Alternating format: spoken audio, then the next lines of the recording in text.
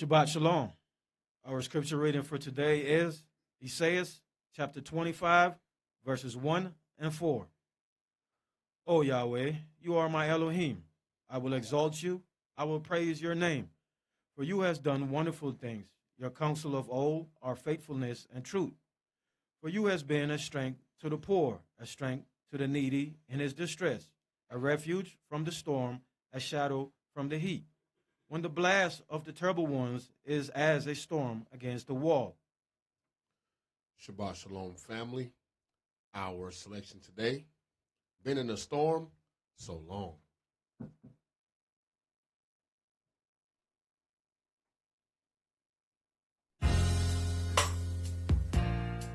Oh.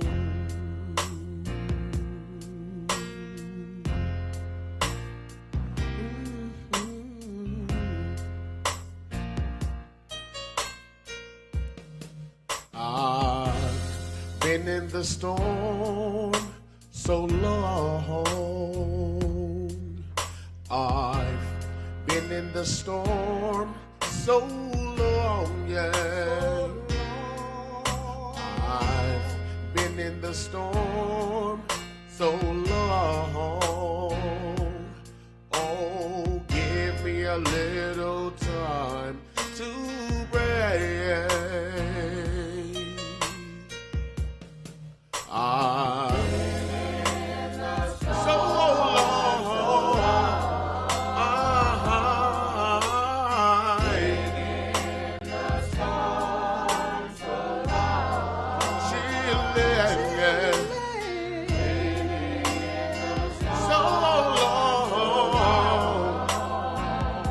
Just give me a little time to pray.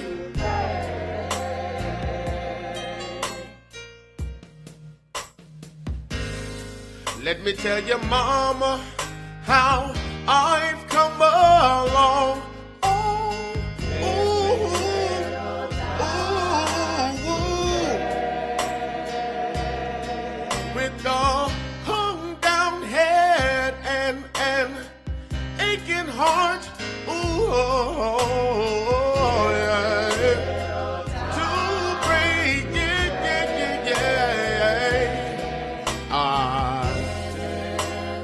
So long,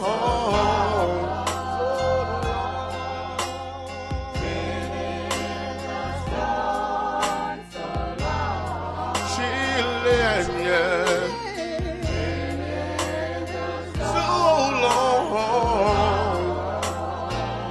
Yahweh, give me a little time to pray.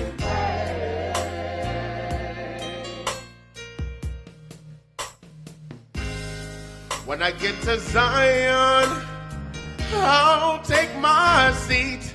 Oh, ooh, oh, yeah. I'm gonna cast my crown at Yahshua's feet. Ooh, yeah. To pray, yeah. So long.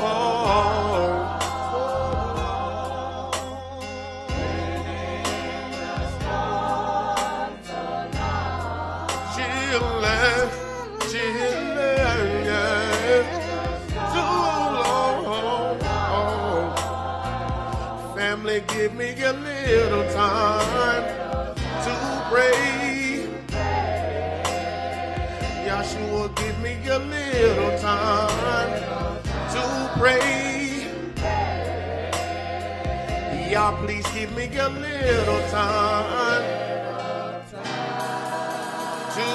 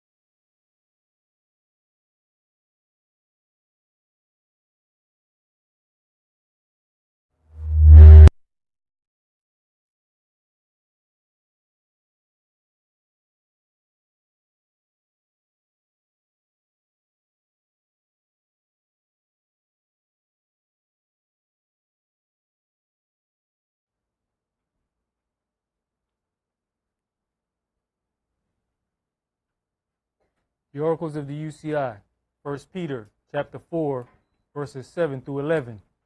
But the end of all things is at hand. Be you therefore sober and watch unto prayer. And above all things have fervent love among yourselves, for love shall cover the multitude of sins. Use hospitality one to another without grudging. As every man has received the gift, even so minister the same one to another as good stewards of the manifold grace of Elohim. If any man speak, let him speak as the oracles of Elohim.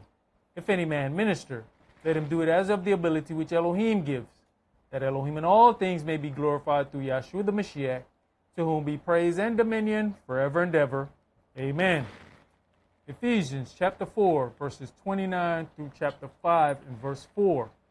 Let no corrupt communication proceed out of your mouth, but that which is good to the use of edifying, that it may minister grace unto the hearers. And grieve not the Holy Spirit of Elohim, whereby you are sealed until the day of redemption.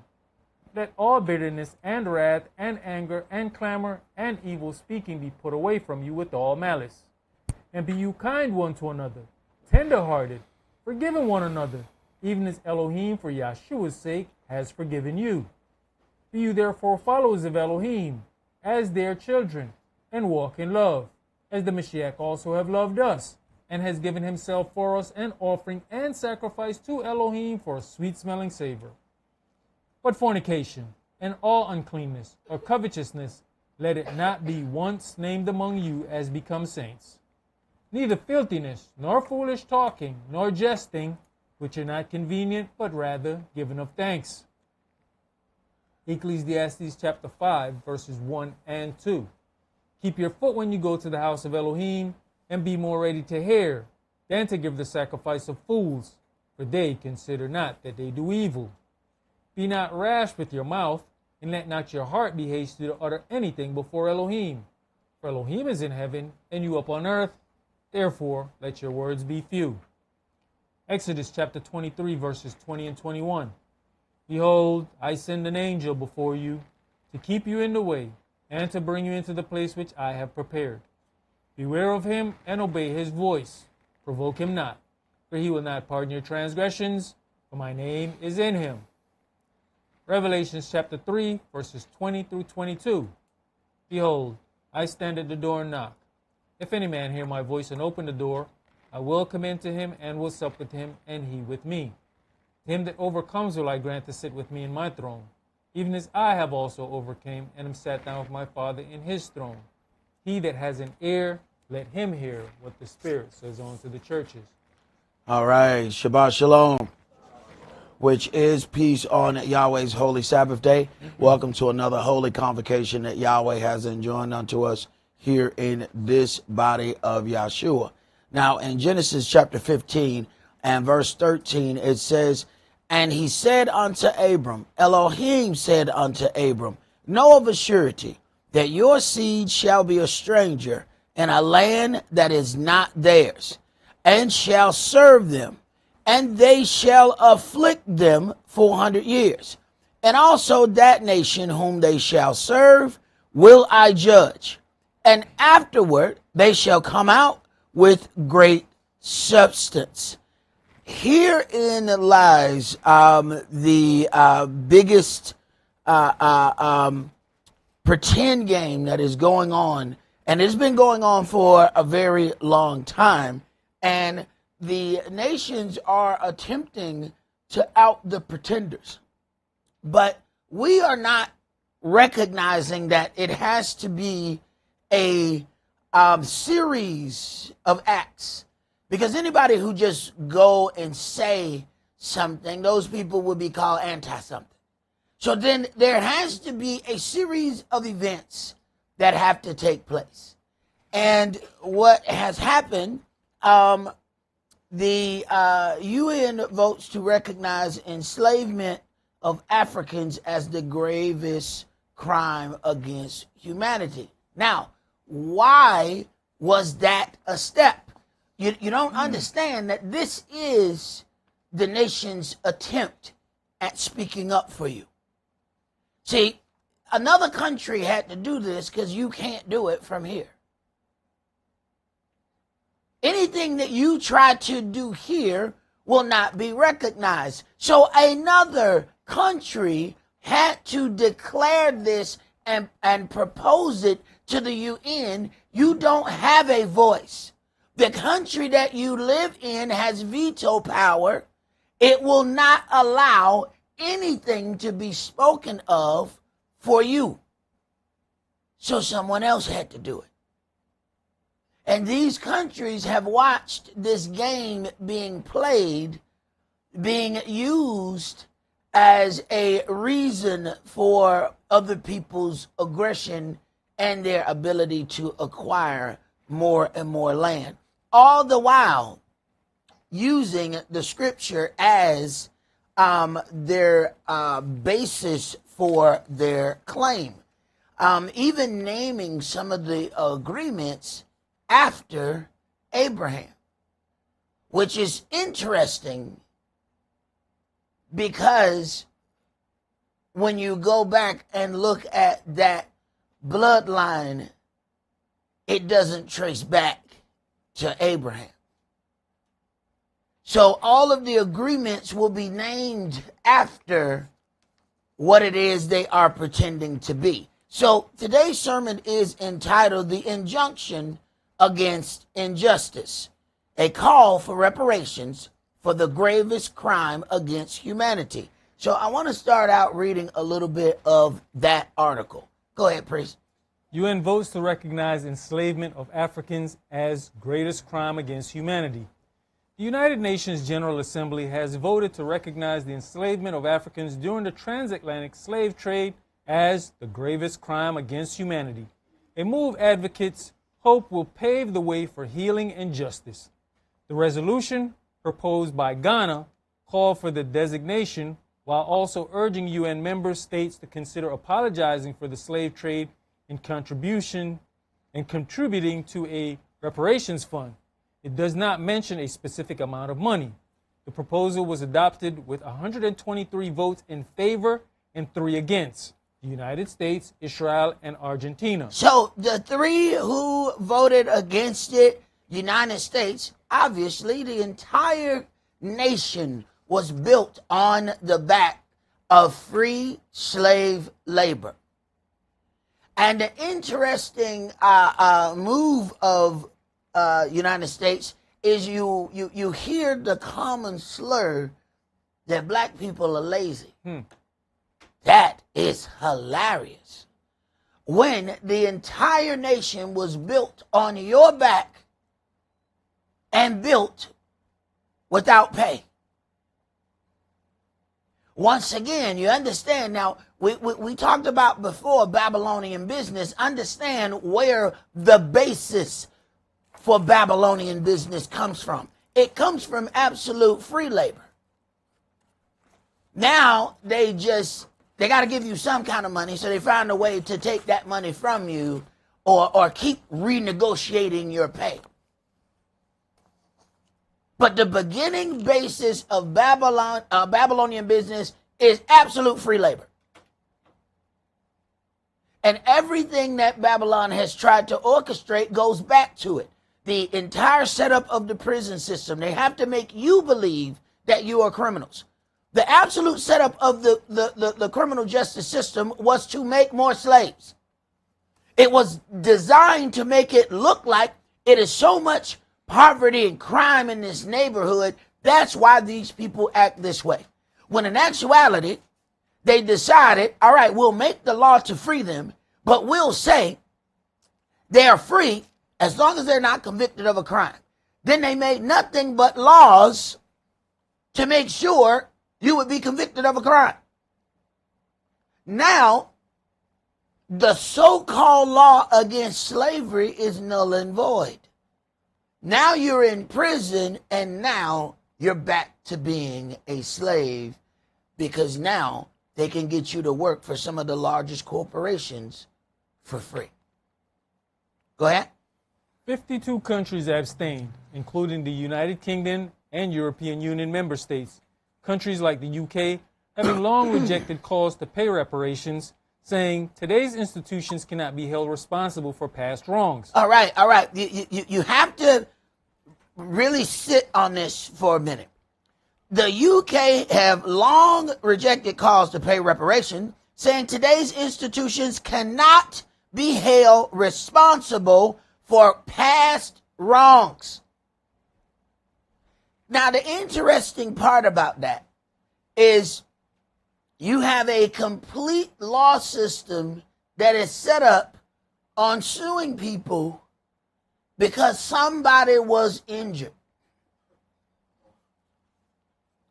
They make billions collecting money on, wait for it, past wrongs.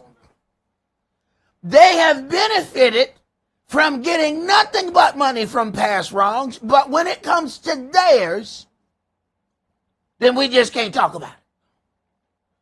Go ahead.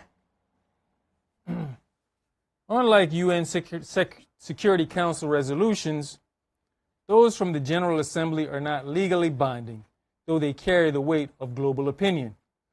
Let it be recorded that when history beckoned, we did what was right for the memory of the millions who suffered the indignity of the slave trade and those who continue to suffer racial discrimination.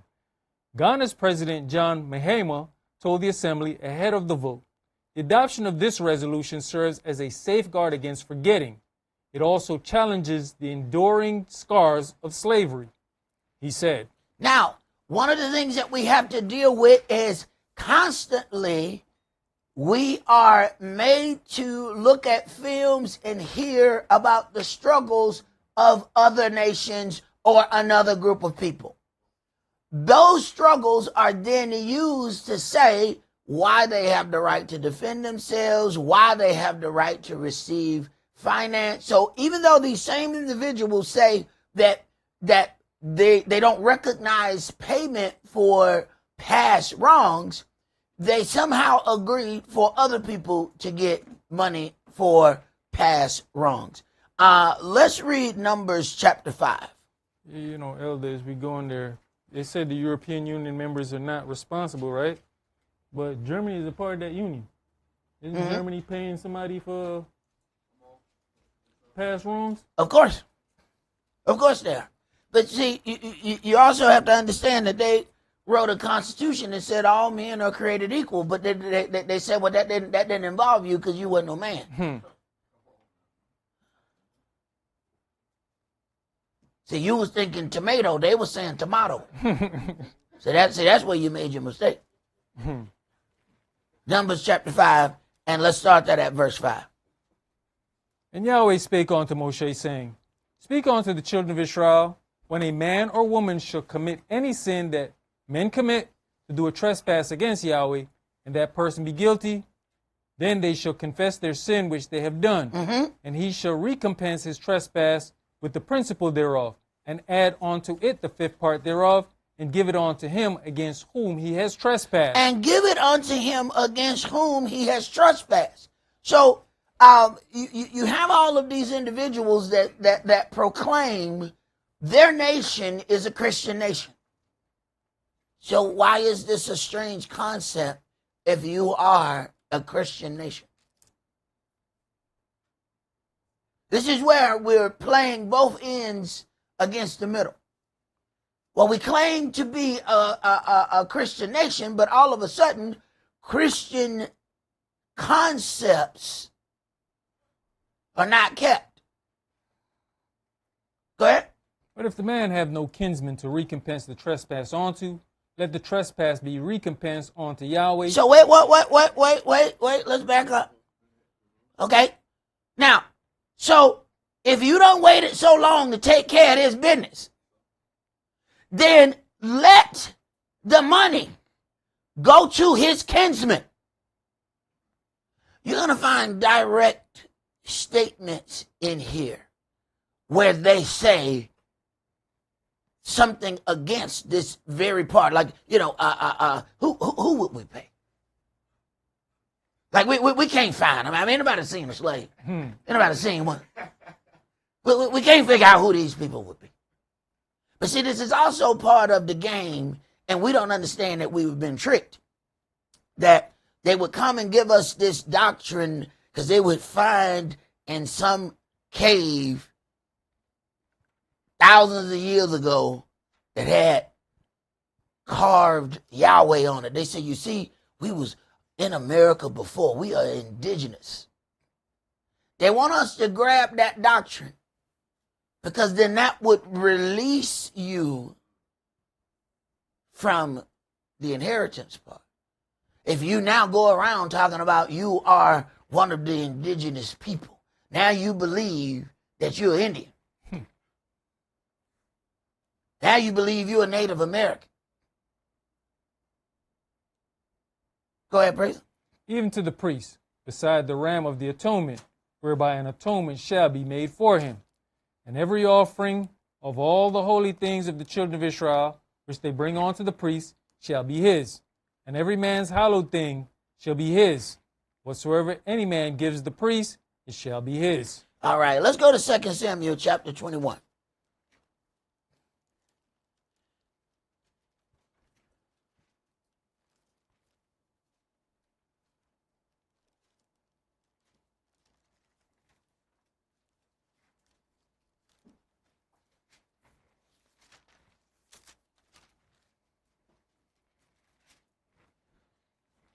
Second Samuel chapter 21, and I want you to read verses 1 through 14.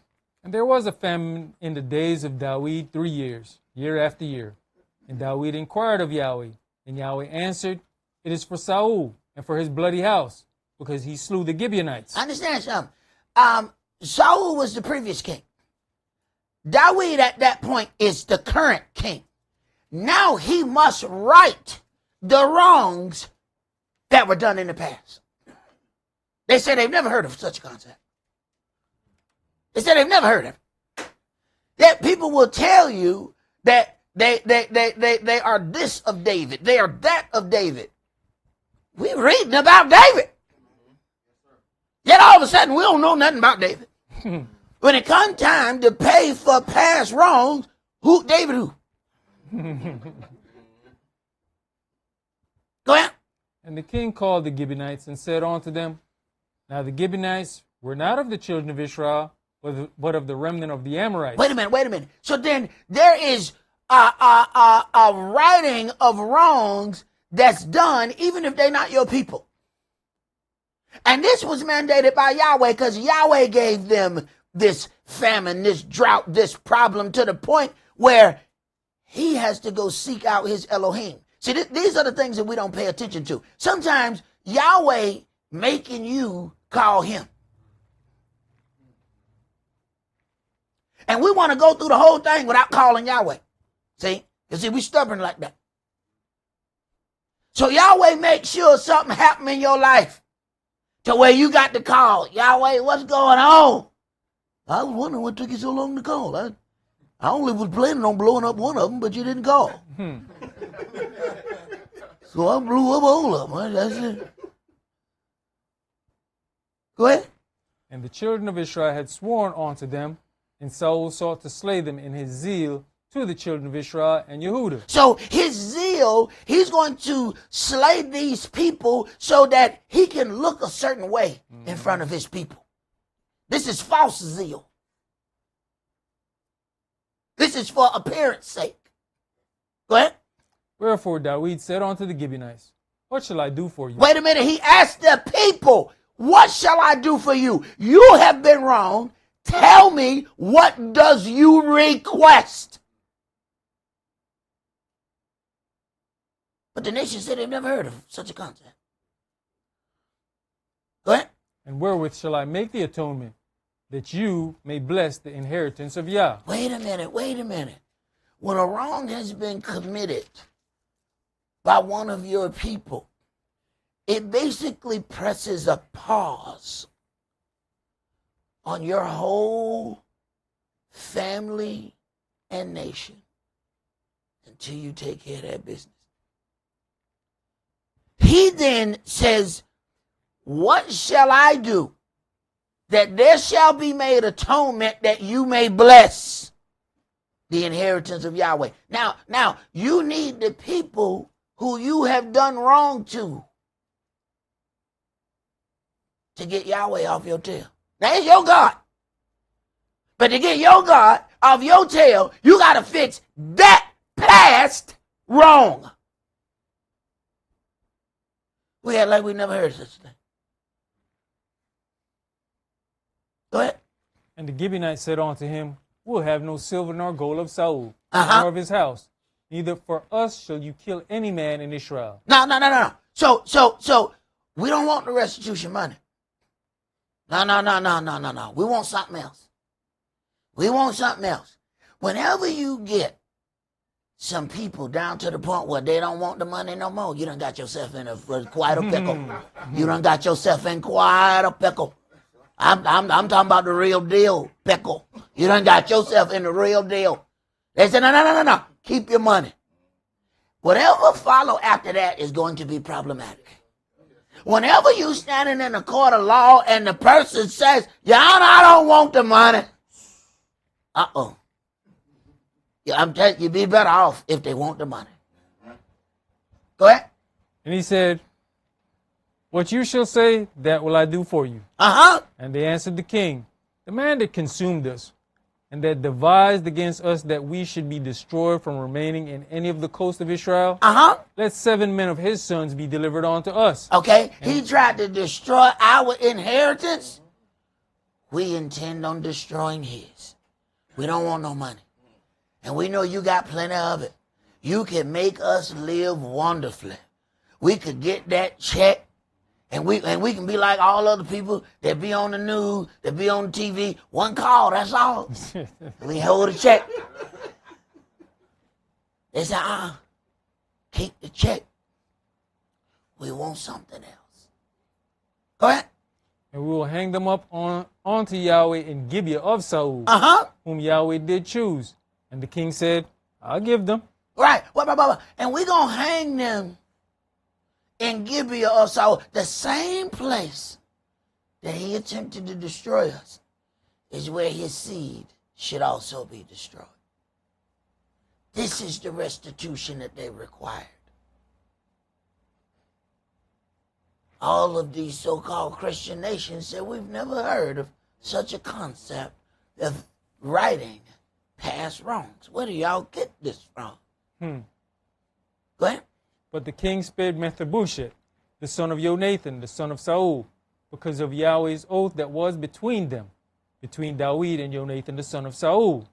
But the king took the 2 sons of Rizpah, the daughter of Aiah, whom she bare unto Saul, Armoni and Mephibosheth, and the 5 sons of Michal, the daughter of Saul, whom she brought up for Adriel, the son of Barzillai, the Meholathite. And he delivered them into the hands of the Gibeonites, and they hanged them in the hill before Yahweh. And they fell all 7 together, and were put to death in the days of harvest, in the first days in the beginning of barley harvest. And Rizpah, the daughter of Aiah, took sackcloth, and spread it for her upon the rock, from the beginning of harvest until water dropped upon them out of heaven, and suffered neither the birds of the air to rest on them by day, nor the beast of the field by night. And it was told David that Rizpah, the daughter of Aiah, the concubine of Saul, had done. And David went and took the bones of Saul and the bones of Jonathan his son from the men of Jabesh Gilead, which had stolen them from the street of Bethshan, where the Philistines had hanged them, when the Philistines had slain Saul in Gilboa. And he brought up from thence the bones of Saul and the bones of Jonathan his son, and they gathered the bones of them that were hanged. And the bones of Saul and Jonathan his son buried they in the country of Benjamin in Zelah, in the graves of Kish his father. And they performed all that the king commanded. And after that, Elohim was entreated for the land. Whoa. After that, Elohim was entreated for the land. So, the Holy Land had a pause in holiness until that restitution was paid. We have allowed people to tell us that something has perpetual holiness, no matter what it does. Nothing has perpetual holiness. Nothing. Not the land, not the people, nothing. Not the priest, not the prophet, nothing. And in the day that it decides to walk away from its righteousness, it is no longer righteous. I don't care what it did before. I don't care what it means to Yahweh. Until you take care of this business, we're stuck right here. Sometimes people go through trauma in their life. And a lot of times the mental stability of that person is pressed on pause right from the day of that trauma. So now you might be looking at a 30-year-old, 12-year-old. Why? Because they had trauma that happened to them at 12 that was never reconciled. They got back up. They went on. They presented themselves in front of people. They said, hey, how you doing? They smiled. But it was never, ever dealt with. So you got a 30-year-old, 12-year-old standing in your face, and you can't figure out what is going on. Because the pause button has been pressed. And until they deal with that issue, they still 12.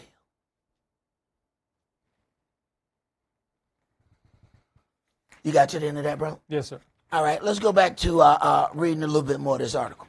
Samuel Okadzito Ablakwa told the BBC's Newsday program, "We're demanding compensation. And let us be clear, African leaders are not asking for money for themselves. We want justice for the victims and causes to be supported, educational and endowment funds, skills training funds." The campaign for reparations has gained significant momentum in recent years. Reparatory justice was the African Union's official theme for 2025, and Commonwealth leaders have jointly called for dialogue on the matter. Ablakwa also said that with the resolution, Ghana was not ranking its pain above anyone else's, but simply documenting a historical fact. Between 1500 and 1800, around 12 to 15 million people were captured in Africa and taken to the Americas, where they were forced to work as slaves. It is estimated that over 2 million people died on the journey. 2 million people died just taking the journey. They couldn't make the journey. Being packed in those ships, they could not survive. Go ahead. The resolution, backed by the African Union and the Caribbean community, states that the consequences of slavery persist in the form of racial inequalities and underdevelopment, affecting Africans and people of African descent in all parts of the world.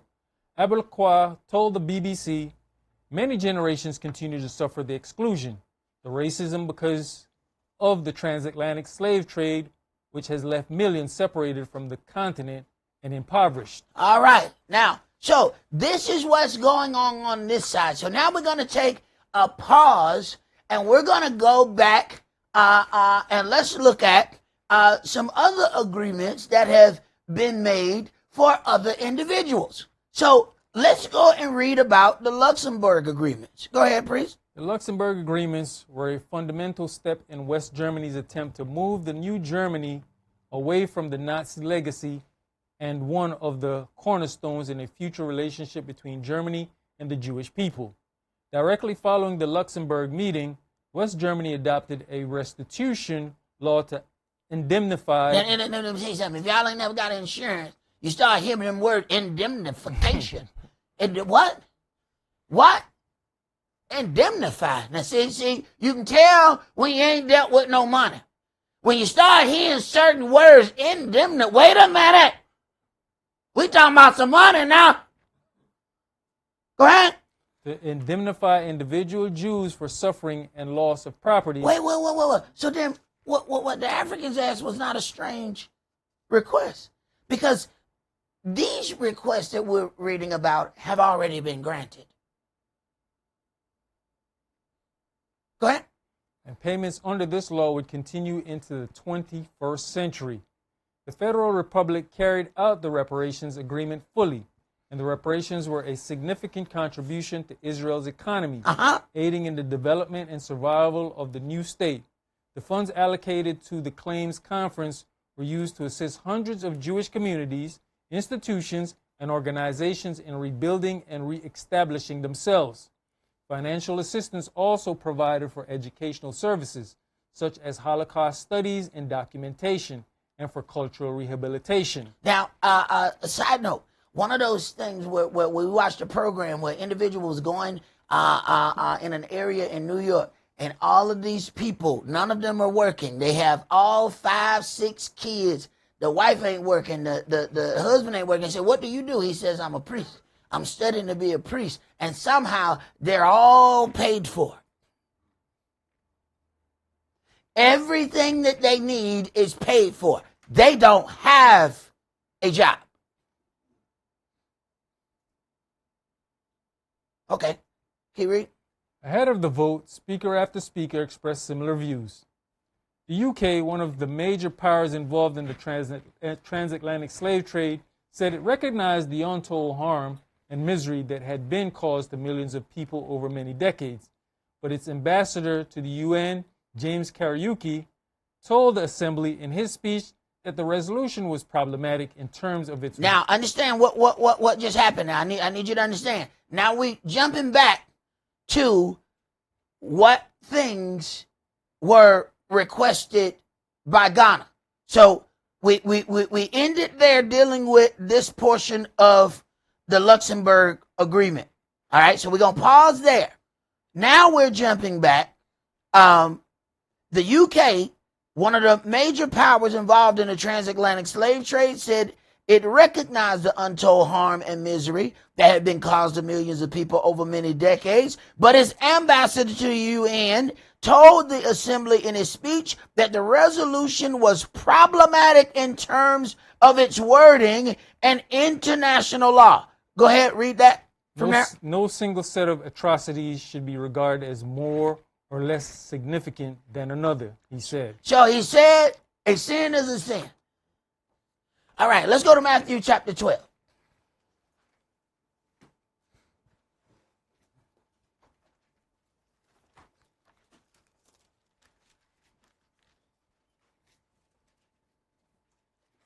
So you have to understand that a lot of these people who have been just hit over the head with the claim of another group being the chosen people, they read this book. And they say something ain't right. Matthew chapter 12, and let's start at verse 15. When Yahshua knew it, he withdrew himself from thence, and great multitudes followed him, and he healed them all, and charged them that they should not make him known. Now, there are certain things that take place in our history that we really don't understand. Even when we deal with the plight of Jacob. Jacob went to live with Laban. He's in a foreign land. His wages is changed over and over. He's basically in servitude. He's lied to. He's deceived. All of this happens to him. But at the end, he comes out with great substance. He is living out the plight of the children of Israel. A lot of times we're looking for something, and Yahweh makes us live out prophecy. So now you have Yahshua. He is the Holy One. What does he say? Do not tell them who I am. What is happening? Then when you get down to the point of Yahweh's true holy people on the earth, most of the earth don't know who they are. You don't understand. We so busy reading what he said, we're not paying attention to what he did. There's a whole point that they don't know who he is. What does that do? It gives people the opportunity to really show the position of where they stand, because they don't know who they're talking to. They don't know who they're doing wrong to. Go ahead. That it might be fulfilled which was spoken by Esaias the prophet, saying, Behold my servant, whom I have chosen, my beloved, in whom my soul is well pleased. I'll put my spirit upon him, and he shall show judgment to the Gentiles. He shall not strive nor cry, neither shall any man hear his voice in the streets. A bruised reed shall he not break, and smoking flax shall he not quench, till he send forth judgment unto victory. And in his name shall the Gentiles trust. Then was brought on to him one possessed with a devil, blind and dumb. And he healed him, insomuch that the blind and dumb both spake and saw. And all the people were amazed, and said, Is not this the son of David? All right, now, is not this the son of David? But we don't want to hear about the miracles. We are perpetually in agreement with the Star of David.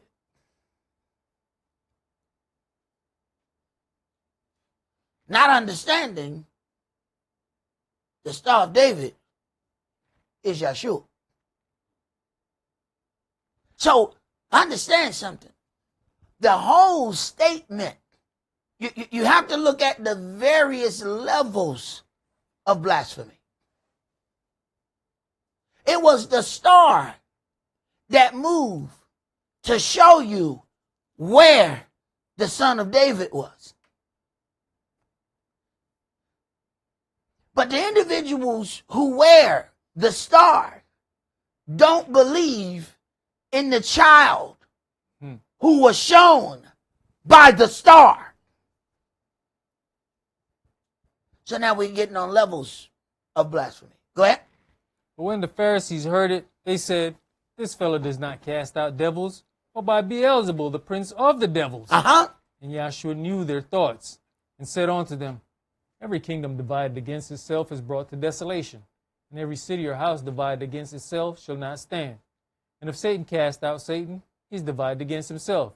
How shall then his kingdom stand? And if I, by Beelzebub, cast out devils, by whom do your children cast them out? Therefore, they shall be your judges. But if I cast out devils by the Spirit of Elohim, then the kingdom of Elohim is come on to you. Or else, how can one enter into a strong man's house and spoil his goods, except he first bind the strong man, and then he will spoil his house? He that is not with me is against me, and he that gathers not with me scatters abroad.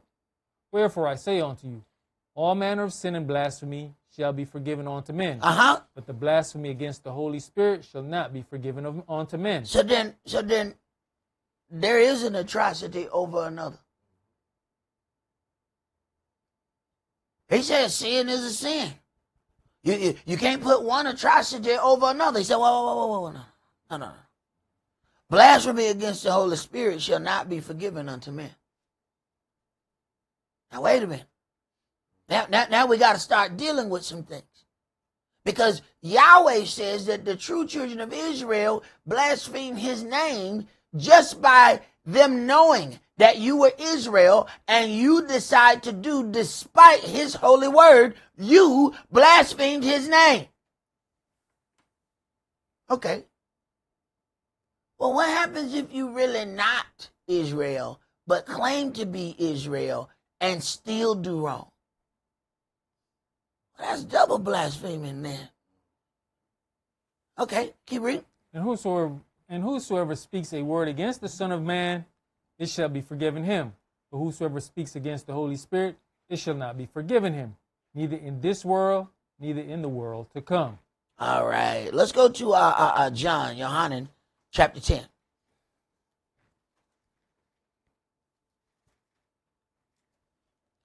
And I want you to read verses 22 through 33.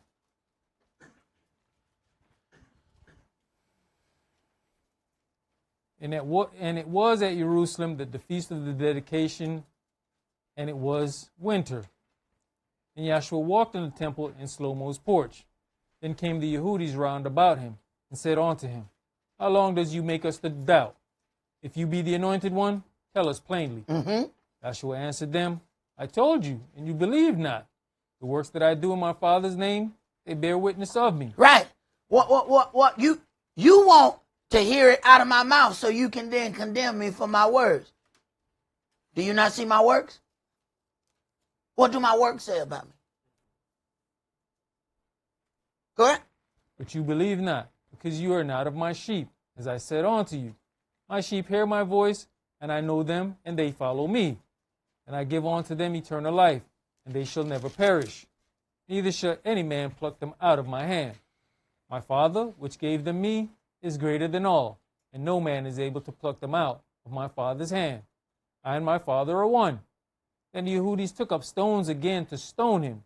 Yahshua answered them, Many good works have I showed you from my Father. For which of those works do you stone me? Mm-hmm. Yehudis answered him, saying, For good work we stone you not, Uh-huh. but for blasphemy, Uh-huh. and because that you, being a man, makest yourself Elohim. Because he said, I and my Father are one, they said it's absolute blasphemy. They start getting that you about to get stoned up in here. So that's all it took for them to believe that you were in blasphemy. They said you've made yourself equal. Okay. Let's go to Revelation chapter 18.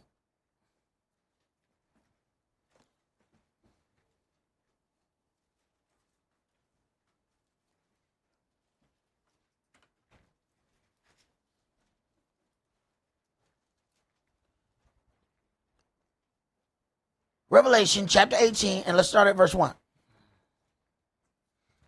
And after these things I saw another angel come down from heaven, having great power, and the earth was lightened with his glory.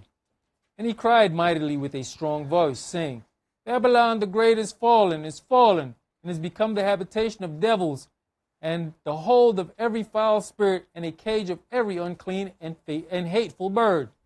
For all nations have drunk of the wine of the wrath of her fornication, and the kings of the earth have committed fornication with her, and the merchants of the earth are waxed rich through the abundance of her delicacies. And I heard another voice from heaven saying, Come out of her, my people, that you be not partakers of her sins, and that you receive not her plagues. Okay, pause. Whatever this country is that he's talking about is the country that obviously controls the earth. And his people are in captivity in her land. Now we have a problem, because the individuals that have been given to unto us and paraded around all the media outlets as the chosen people have never been kept captive under that nation. We have a problem. If it don't fit, you must have quit. Go ahead. For her sins have reached on to heaven, and Elohim has remembered her lawlessness. Reward her even as she's rewarded you, and double unto her double according to her works. In the cup which she has filled, fill to her double. Right. And we can clearly see what happens. Look at the boldness of the talk that is going on by the leader of this nation. I mean, from country to country, telling them countries what they're going to do, telling them where you're going to stand, telling them how much money you're going to put, and we're going to do this, and you going to get, you know what? I think I'm about to take over this country. Just mention it like it's a business. I'm going to take it over. I think I'm going to be the first. I think I'm going to take it. I mean, I do what I want with it. Clearly, this is a universal power. This is not a nationwide situation, because these statements are being made over the airwaves to many countries. Well, Yahweh clearly said that his people is captive under whoever that powerful nation is.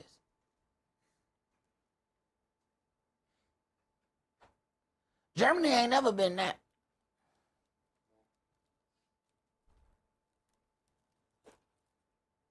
Go ahead. How much she has glorified herself and lived deliciously, so much torment and sorrow give her.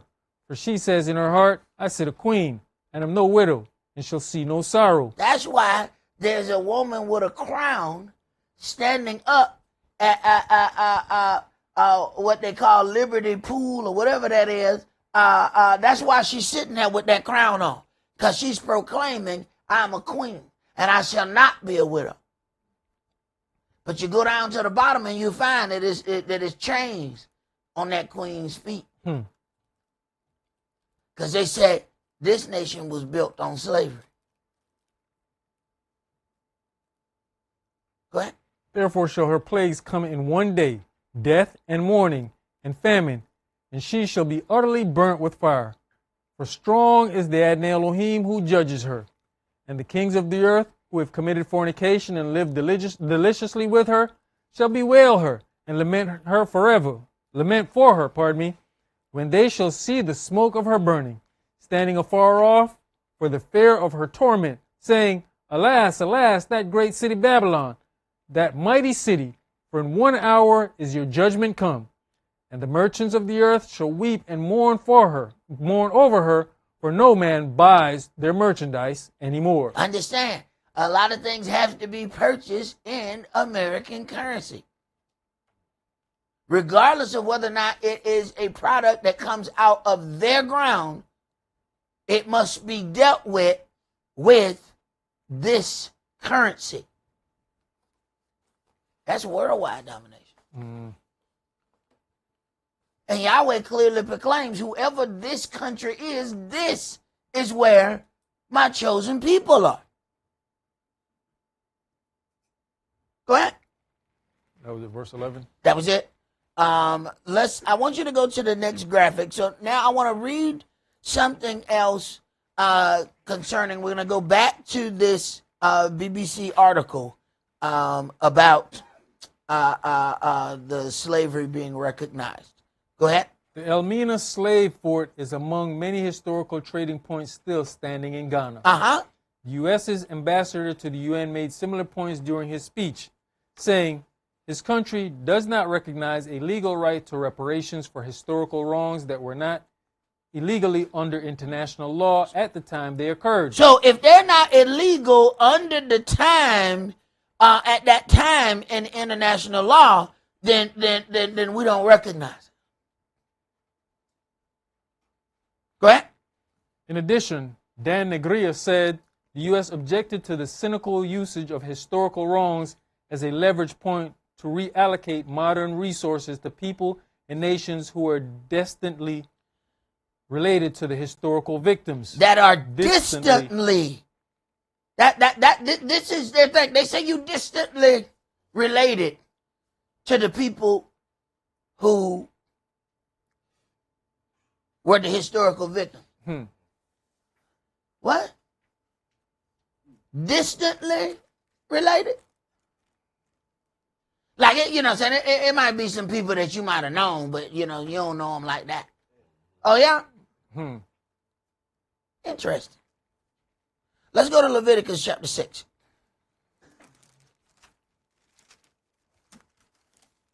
We notice how the rules change depending on which group of individuals are requesting the reparations.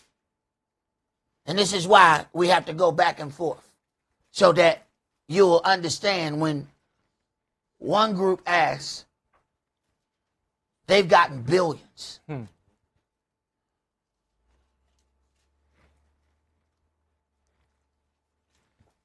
Leviticus chapter 6, and I want you to read verses 1 through 7.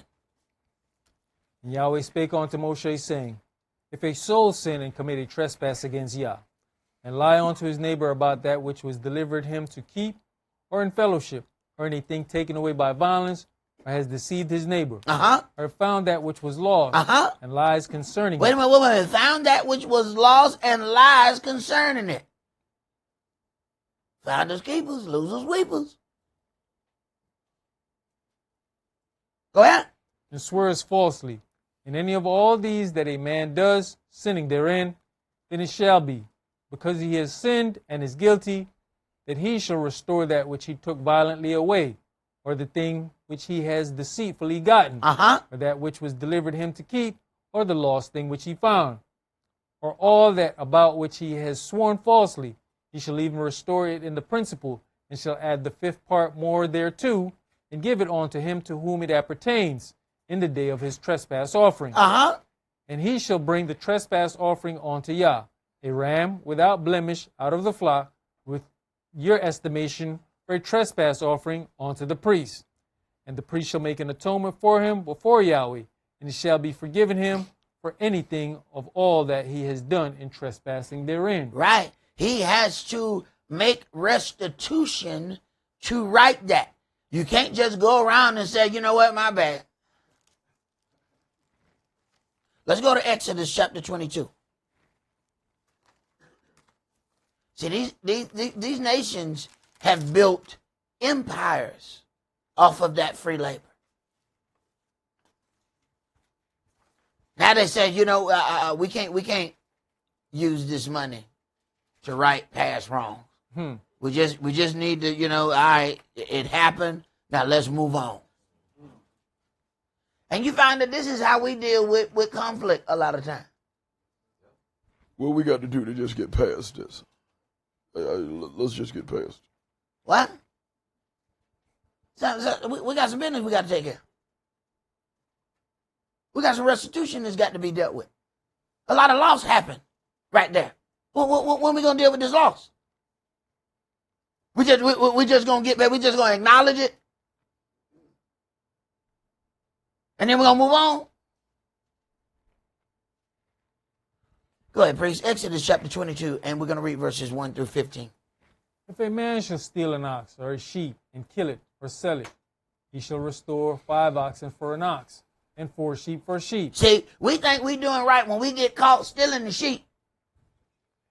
That we just, my bad, dog. You caught me. Here go your sheep. Hey, now just bring me the other 4. We good. Let's bring me the other 4. Wait a minute. That ain't no different. All right. So. You slick somebody out of their money. You took $50. They catch you. You said, my bad, dog. Here go your $50. Congratulations. What my other 50s?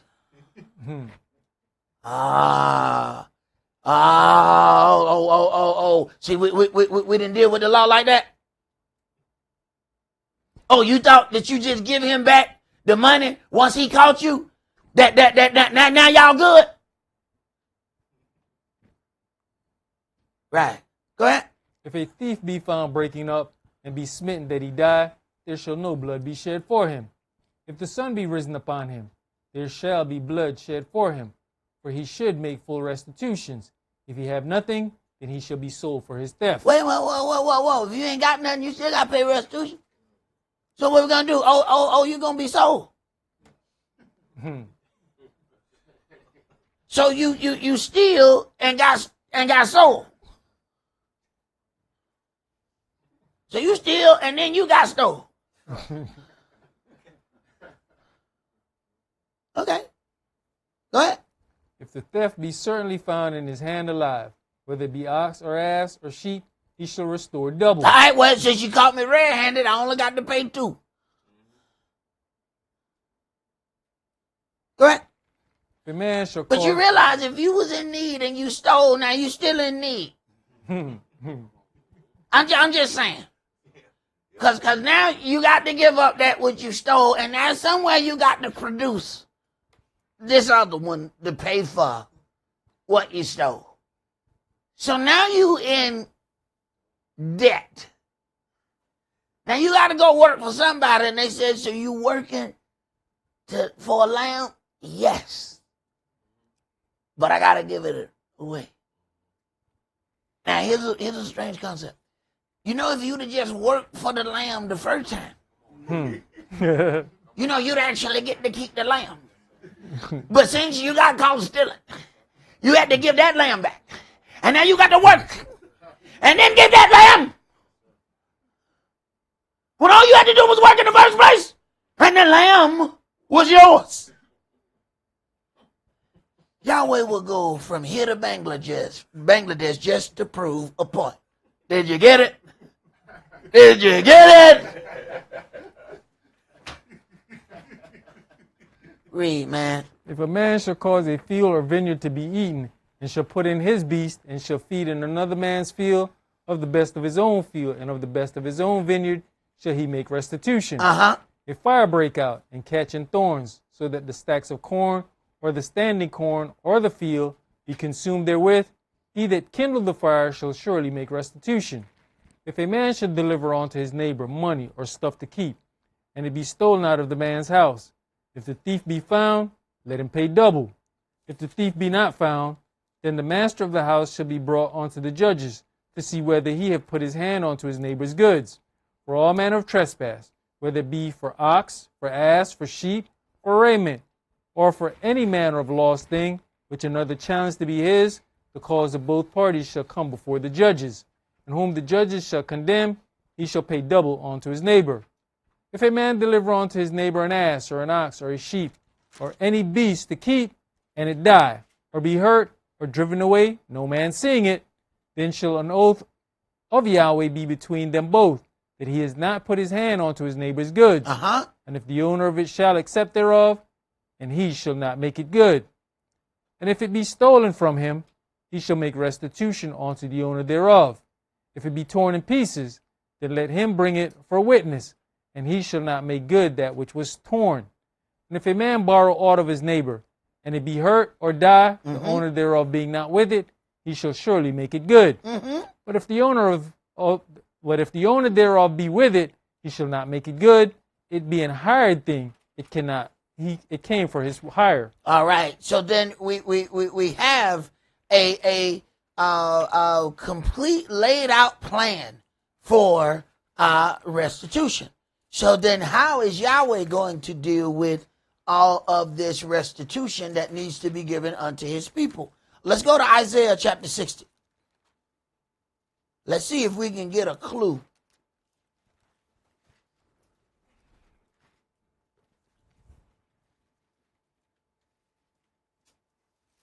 Because, you know, in Sunday morning's version of heaven, nobody has to pay any restitution. They in paradise.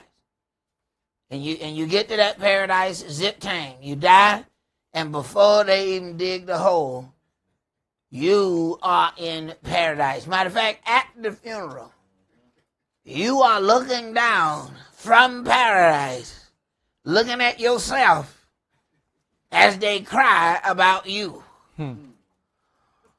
That's what Sunday morning teaches. And it sounds so good, we just give money. It sounds so good, we give money. We know something's wrong with that. But it makes us feel warm and cozy. So we give a little deeper. All right. Isaiah chapter 60. Let's start at verse 1.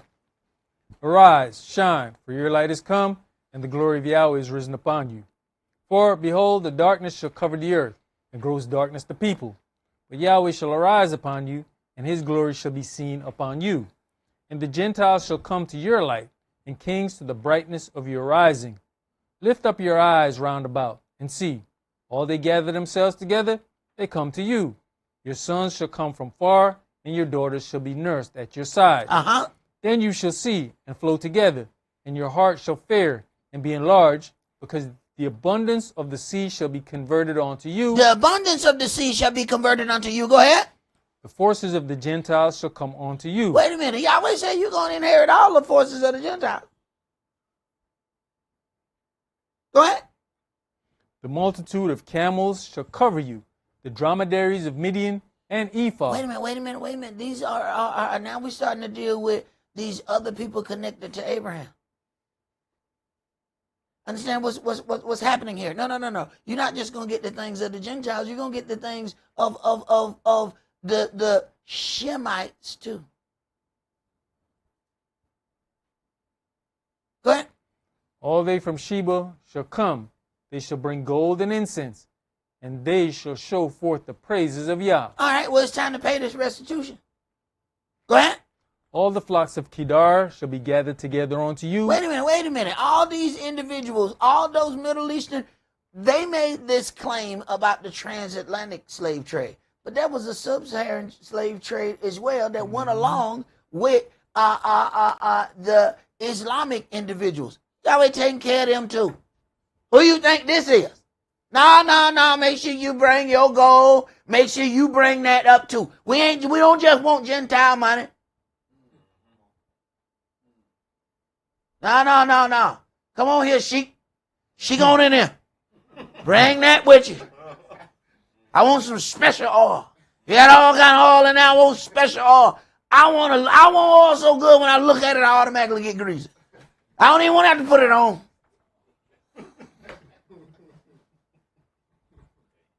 time for me to get my restitution.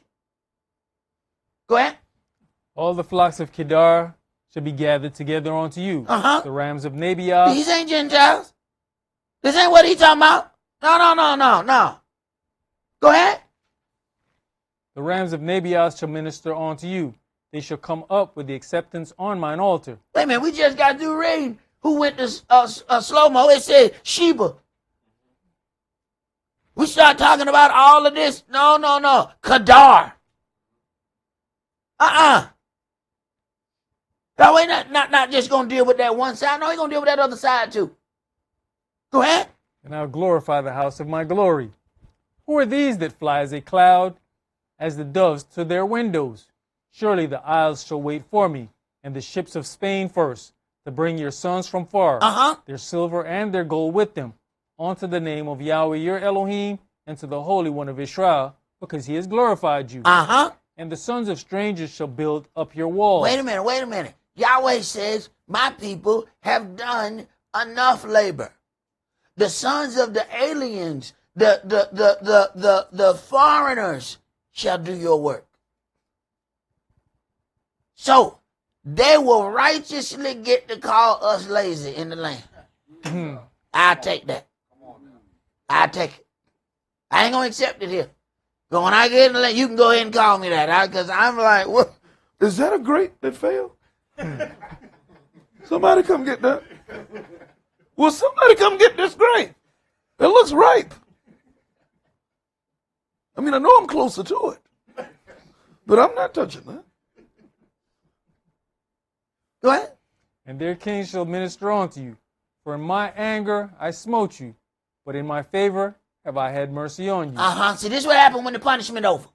See, this is what happened when the curse is ended. Yeah, I know I did that unto you. But now I'm finna show you that I am your Elohim. Go ahead. Therefore your gates shall be open continually.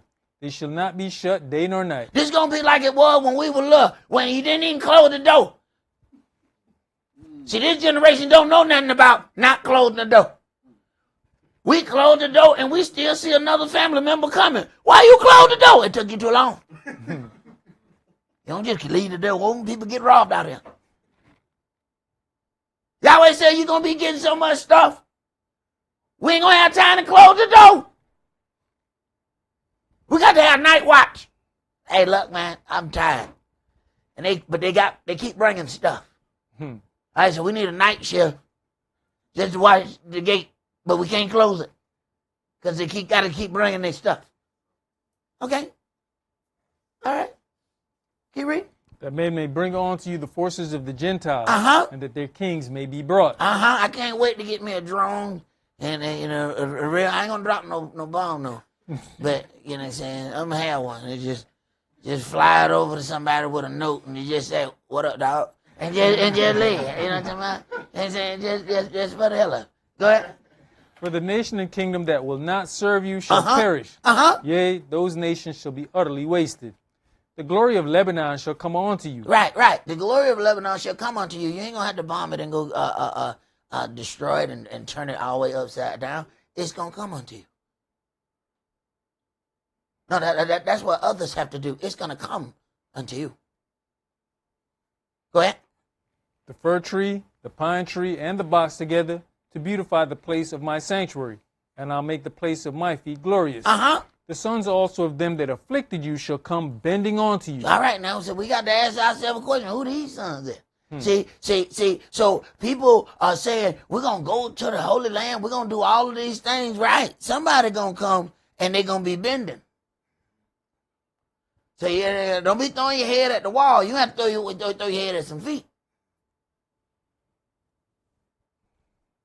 Because they're going to have to recognize Yahweh's holy people.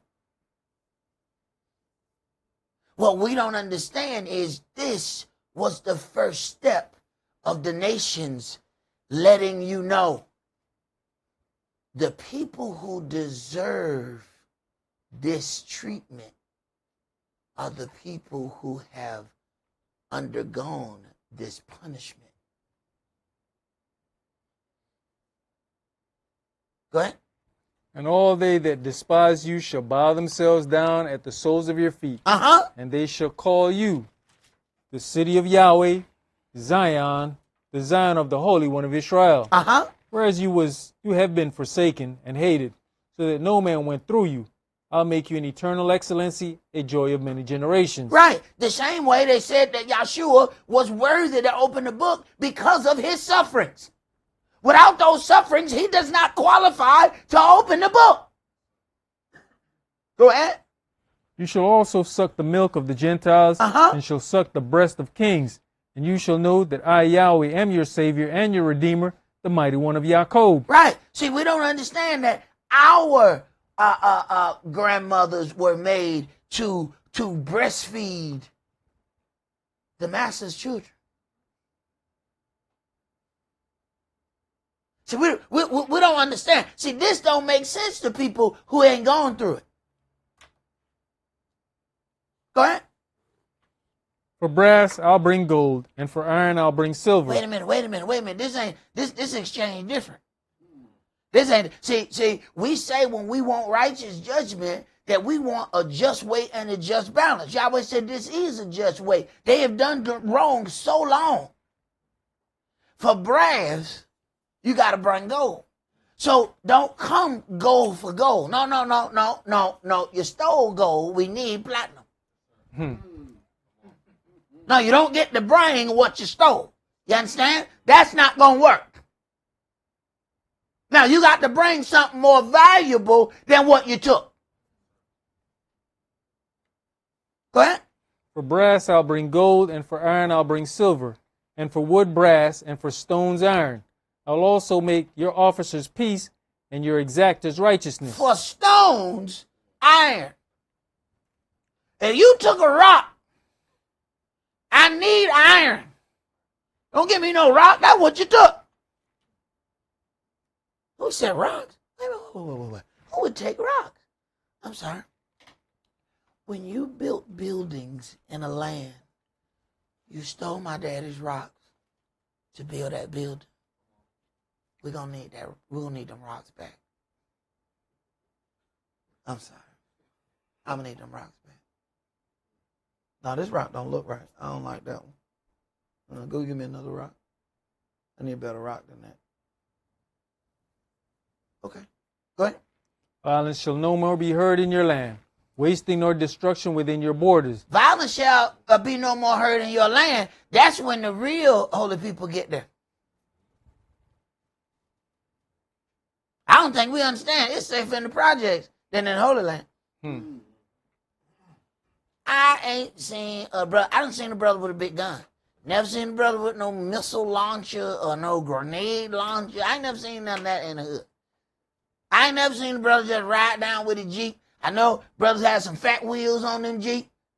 You know what I'm saying? He got some going boom, boom, boom, boom, boom. All right? He ain't got nothing on the top that really go boom, boom, boom. You know what I'm talking about? That different. We making like different booms in our Jeeps. Okay? There's not like a dude hanging on the top. Okay, go ahead. But you shall call your walls salvation and your gates praise. The sun shall be no more your light by day, neither for brightness shall the moon give light unto you. But Yahweh shall be unto you an everlasting light, and your Elohim your glory. Your sun shall no more go down, neither shall your moon withdraw itself. For Yahweh shall be your everlasting light, and the days of your mourning shall be ended. Your people also shall be all righteous. They shall inherit the land forever, the branch of my planting, the work of my hands, that I may be glorified. A little one shall become 1,000, and a small one a strong nation. I, Yahweh, will hasten it in his time. All right, let's go to Zechariah chapter 14.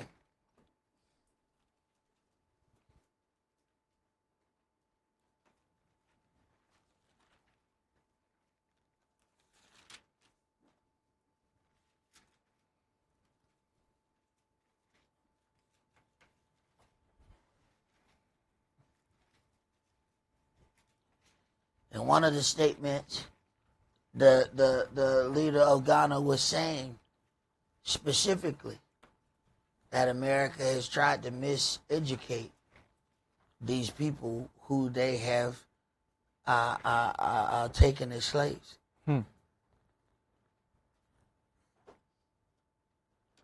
We don't really understand how powerful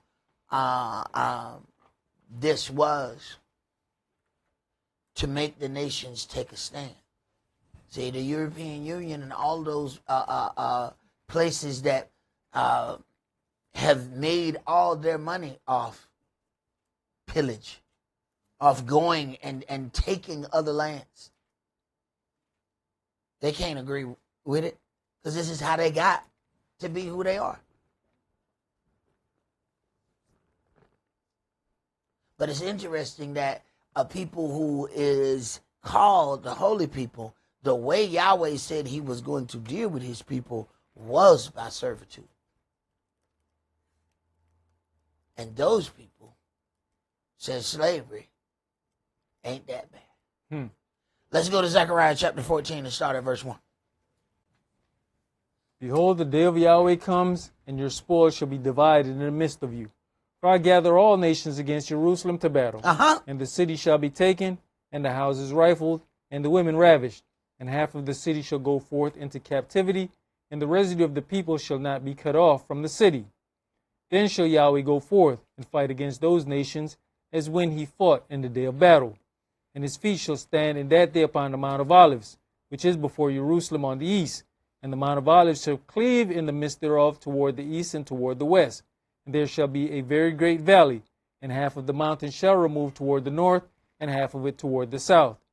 And you shall flee to the valley of the mountains, for the valley of the mountains shall reach unto Azal. Yes, you shall flee, like as you fled from before the earthquake in the days of Uzziah, king of Yehudah. And Yahweh my Elohim shall come, and all the saints with you. And it shall come to pass in that day, that the light shall no more be clear nor dark. But it shall be one day which shall be known to Yahweh, not day nor night. But it shall come to pass, that at evening time it shall be light. And it shall be in that day, that living waters shall go out from Jerusalem, half of them toward the former sea, and half of them toward the hinder sea. In summer and in winter shall it be. And Yahweh shall be king over all the earth. In that day shall there be one Yah, and his name one. All the land shall be turned as a plain from Geba to Ramon, south of Jerusalem, and it shall be lifted up, and inhabited in her place, from Benjamin's gate unto the place of the first gate, unto the corner gate, and from the tower of Hananeel unto the king's wine presses. And men shall dwell in it, and there shall be no more utter destruction, for Jerusalem shall be safely inhabited. Right. Jerusalem shall be safely inhabited. Go ahead. And this shall be the plague wherewith Yahweh shall smite all the people that have fought against Jerusalem. Their flesh shall consume away while they stand upon their feet. Now, understand, you have people who say, all right, let's say that this proclamation is given over a house. But then, through time, conquest, deception, somebody else gets that house. Now they go back to the writing of that house and then proclaim, these are the things that's going to happen to anybody who come against this house, because now they have stolen the house. But the writing was for the original owner of the house. See, there's some things that you will buy and it will say a lifetime warranty. And you say, man, this is lifetime warranty. I have a lifetime warranty, but they also tell you, but the warranty is non-transferable. What you mean by that? So if your cousin steals this from you, your cousin don't get the warranty. See, if you just so happen to find this somewhere, you can't then go back to the store and say, look, I need this part replaced because this is warranted for life. And they said, well, okay, well, show me your warranty papers. Look, I don't have the papers because I stole it. But you can see I have the article. No. The warranty goes to the original owner. Okay, go ahead. And their eyes shall consume away in their holes, and their tongue shall consume away in their mouth. It shall come to pass in that day that a great tumult from Yahweh shall be among them, and they shall lay hold every one on the hand of his neighbor, and his hand shall rise up against the hand of his neighbor. And Yehudah also shall fight at Jerusalem, and the wealth of all the heathen round about shall be gathered together, gold and silver and apparel in great abundance. Uh-huh. And so shall be the plague of the horse, of the mule, of the camel, and of the ass, and of all the beasts that shall be in these tents as this plague. And it shall come to pass that every one that is left of all the nations which came against Jerusalem shall even go up from year to year to worship the King, Yahweh of hosts, and to keep the Feast of Tabernacles. Right. And what happened in the Feast of Tabernacles? All right. All males must make an appearance, and you cannot come empty. So now nations have to bring their offering. And you have to bring an offering, the percentage of your nation's wealth. All them people that was okay with the pastor asking for their tax return, well, Yahweh gonna do the same thing. Let me see you. I need to see your gross national product. Let me see what y'all make. All right, now we know what your offering need to be. So them folks who go for that game, y'all just practicing. Because Yahweh gonna implement it for real. But these gonna be king's offering. They're gonna have to bring an offering for their nation. Go ahead. And it shall be that whoso will not come up of all the families of the earth unto Jerusalem to worship the King, Yahweh of hosts, even upon them shall be no rain. And if the family of Egypt go not up, and come not, that have no rain, there shall be the plague, wherewith Yahweh shall smite the heathen that come not up to keep the Feast of Tabernacles.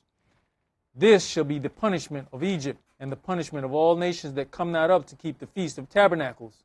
In that day shall there be upon the bells of the horses holiness unto Yah, and the pots in Yahweh's house shall be like the bowls before the altar.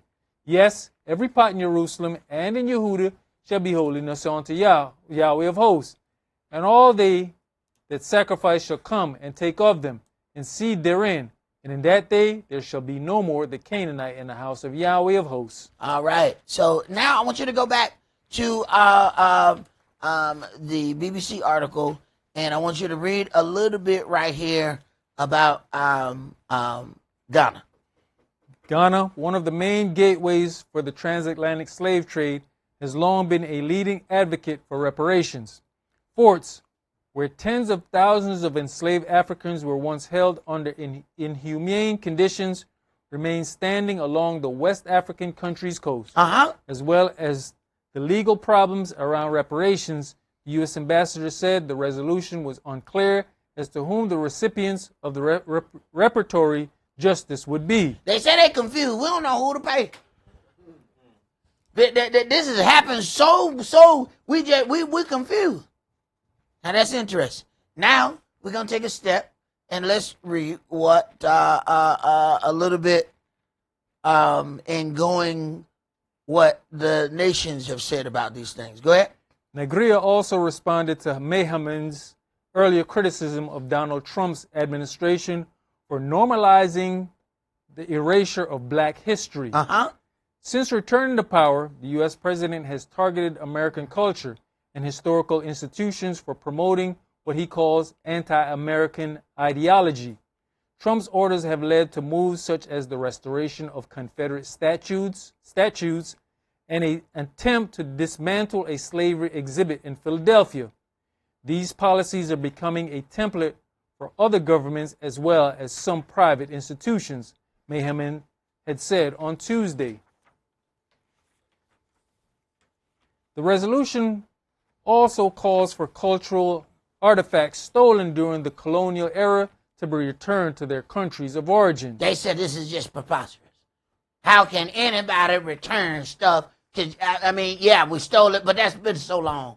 We done had it all this time. Go ahead. We want a return of all those looted artifacts, which represent our heritage, our culture, and our spiritual significance. Ablaqua said, all those artifacts looted for many centuries into the colonial era ought to be returned. All right. So now let's look at something that was done on the other side with some people who have a different skin tone. Go ahead. Financial compensation for Jewish suffering during the Holocaust and reimbursement for Jewish property that was stolen by the Nazis. From 1953 to 1965, West Germany paid the State of Israel, Jewish survivors, and German refugees hundreds of millions of dollars in a symbolic attempt to make up for the crimes committed by the Nazis during the Holocaust. While World War II was still raging, Jews around the world began making plans to demand financial indemnification for Holocaust victims. Just months after the war ended, the Jewish Agency made its first formal claim for reparations and property reimbursement to the four Allied powers that control Germany. Now, why does this request sound so strange? It seemed like they should have remembered that they heard it all before. Mm-hmm. Because they agreed to these others, and now they act like, well, we have never. Go ahead. The United States, Great Britain, France, and the Soviet Union. The agency proposed that a certain amount of Germany's money to be allotted for the settlement of Jewish claims for reparations and the resettlement of Holocaust survivors in Palestine. So not only was money given, but a land was given for them to be able to use that money how they chose. Go to the next graphic. After the State of Israel was established in mid-1948, it became clear that the Jewish country should be authorized to represent the Jewish people in submitting restitution claims. In 1951, the Israeli authorities made a claim to the four occupying powers regarding compensation and reimbursement, based on the fact that Israel had absorbed and resettled 500,000 Holocaust survivors. They calculated that since absorption had cost $3,000 a person, they were owed $1.5 billion by Germany. They also figured that $6 billion worth of Jewish property had been pillaged by the Nazis, but stressed that the Germans could never make up for what they did with any type of material recompense. So there is a monetary amount put on suffering. Okay, let's go to Ezra chapter 2.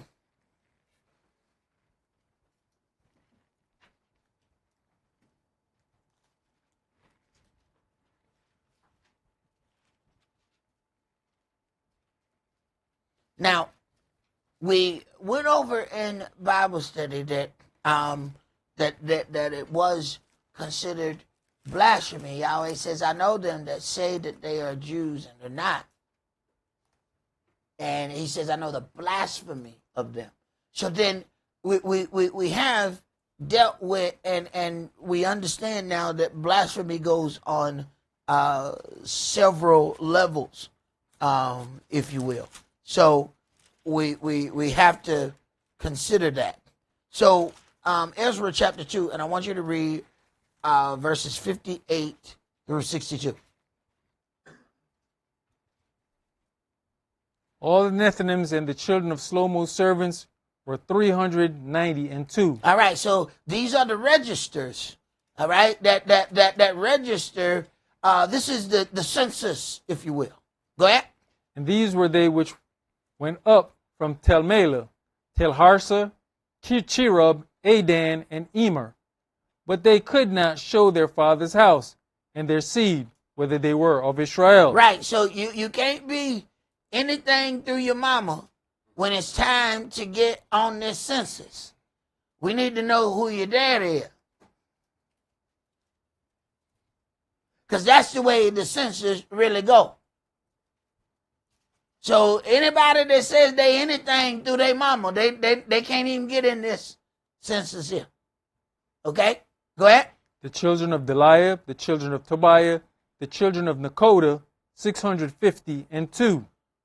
And of the children of the priests, the children of Habiah, the children of Kaz, the children of Barzillai, which took a wife of the daughters of Barzillai the Gileadite, and was called after their name. Right, so they tried to be Jewish through their mama. Go ahead. These sought their register among those that were reckoned by genealogy. But because it was reckoned by genealogy, they couldn't find their father's house. Go ahead. But they were not found. Therefore were they, as polluted, put from the priesthood. They were put from the priesthood because they couldn't find their father's lineage. I know your mama, but we're not talking about that. Who your daddy?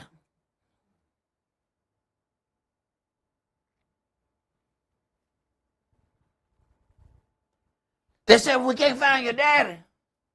You are polluted and put forth from the priesthood. They said, but my mama's I don't care what your mama is.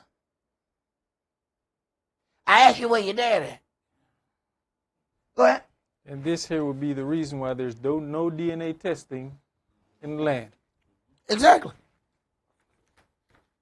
Because see, they're going to be DNA testing looking for the mama. But that DNA going to give you a test about your dad. Now we're going to have a problem. See, here's the thing. Very few people are confused about who their mama is.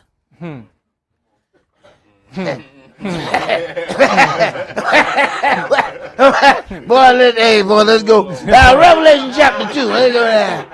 Yeah, Revelation chapter 2. Let's go there. Let's go ahead Revelation chapter 2.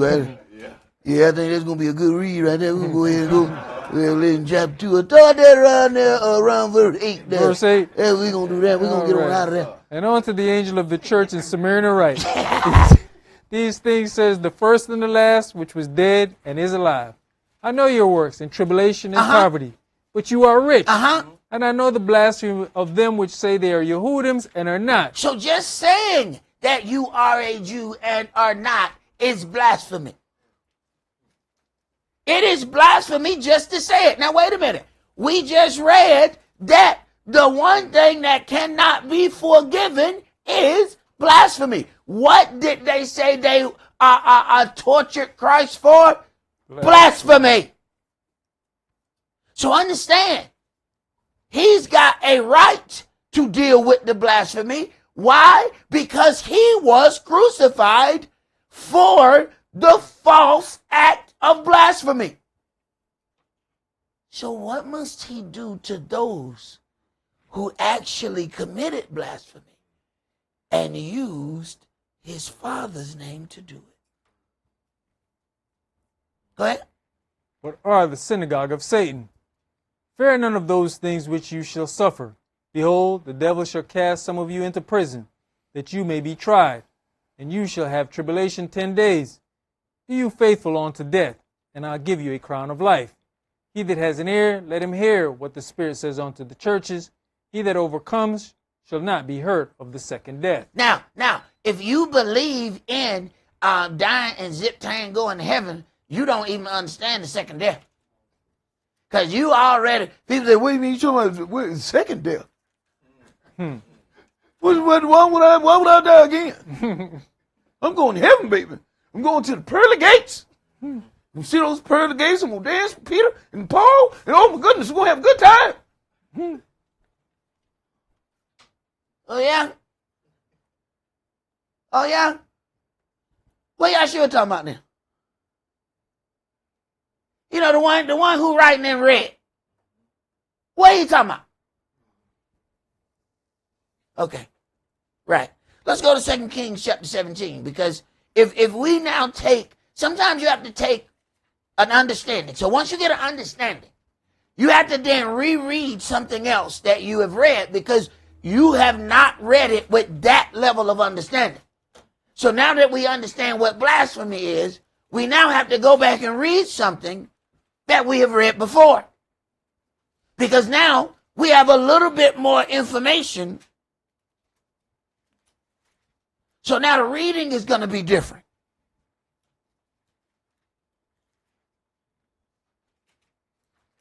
So, you know, you read something one way until you realize, oh, wait a minute, this part was me? Oh, no, we got to read that again. I didn't know I was in this. No, we got to read that again. All right, so 2 Kings 17, and start at verse 24. And the king of Assyria brought men from Babylon, and from Cutha, and from Ava, and We've from been suffering Hamath. from Babylon for a long time. We done suffer from old Babylon, new Babylon, Babylon mama, Babylon daughter. Go ahead. And from Hamath, and from Sepharvaim, and placed them in the cities of Samaria instead of the children of Israel. And they possessed Samaria and dwelt in the cities thereof. And so it was at the beginning of their dwelling there, that they feared not Yahweh. Therefore Yahweh sent lions among them, which slew some of them. Wherefore they spake to the king of Assyria, saying, the nations which you have removed and placed in the cities of Samaria know not the manner of the Elohim of the land.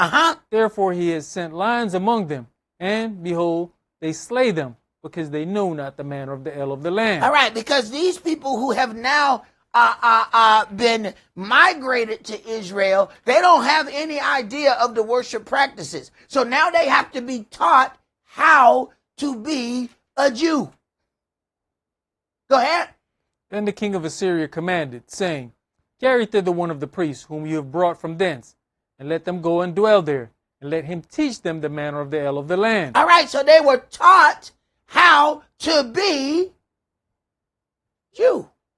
Go ahead. Then one of the priests whom they had carried away from Samaria came and dwelt in Bethel, and taught them how they should fear Yahweh. So one of the authentic Jews came and taught them. Go ahead. Isn't that to this day we teach people how to rule over us? Absolutely. Howbeit every nation made gods of their own, and put them in the houses of the high places which the Samaritans had made, every nation in their cities wherein they dwelt. And the men of Babylon made Succoth-Benoth, and the men of Cush made Nergal, and the men of Hamath made Ashima. And the Ivites made Nibhaz and Tartak, and the Sepharvites burnt their children in fire to Adremelech and Anamelech, the gods of Sepharvaim. So they feared Yahweh, and made unto themselves of the lowest of them priests of the high places. So they have a form of worshiping and serving Yahweh, but they worship other gods on the side. They were taught by an authentic Jew. So now they are Jew. Oh, okay. That ain't like. Okay, go ahead. Which sacrificed for them in the house of the high places. They feared Yahweh and served their own gods, after the manner of the nations whom they carried away from thence. Unto this day they do after the former manners. They fear not Yahweh, neither do they after their statutes, or after their ordinances, or after the law and the commandments which Yahweh commanded the children of Jacob, whom he named Israel. Wait a minute. So they don't do any of the things of the commandments. So they're Jew-like, and they're in the land, and after being raised and performed generations, now some will even make a claim to say this land belongs to us. But they don't keep any of the culture of the children of Jacob, whom he named Israel. So then, if there's blasphemy for saying that you are a Jew and are not, then there are individuals who were born in the land who were born into blasphemy. That's rather interesting. Let's go to the next graphic and let's read about some things there. Go ahead, Priest. You know, and it goes to show why, we've mentioned it recently. I think Emmanuel said that she couldn't understand why these people were going to have to be gotten rid of, because of the stronghold that they have within themselves to believe that that is theirs.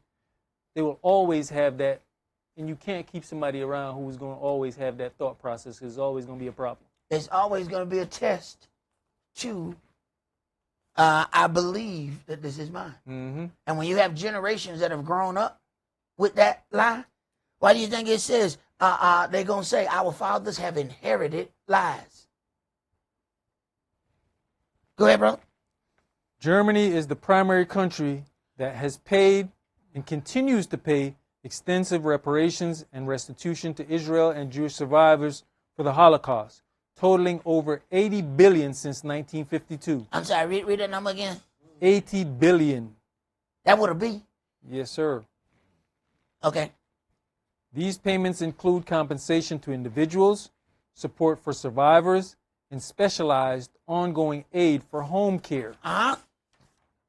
Germany, West Germany, in 1952, West Germany signed an agreement to pay 3 billion marks, approximately $714 million at the time, over 14 years, which was